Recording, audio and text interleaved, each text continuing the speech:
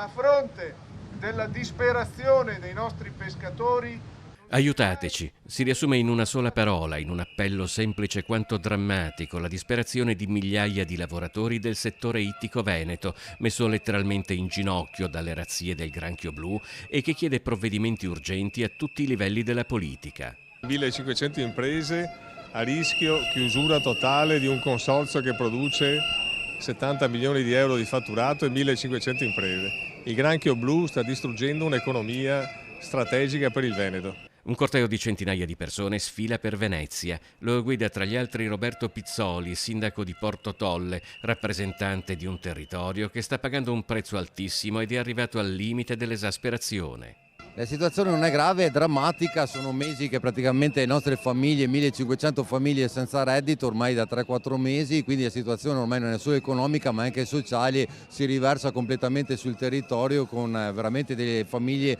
in grandissima difficoltà.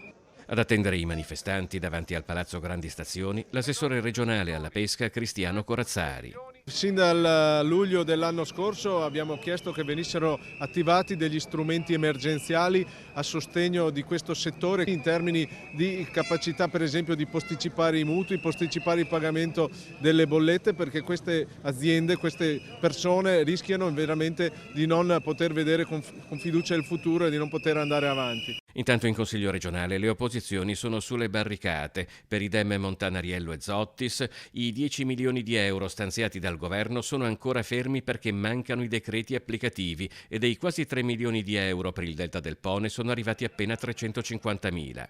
A livello regionale poi l'Emilia Romagna ha stanziato 2 milioni e mezzo di euro, il Veneto 180.000. Intanto i manifestanti a Venezia hanno viste accolte le richieste avanzate in regione. Abbiamo chiesto alla Regione di farsi portavoce presso il Ministero delle Risorse Agricole e Comunitarie di sbloccare i fondi che sono stati stanziati, i 10 milioni di euro e anche l'applicazione dello stato di emergenza.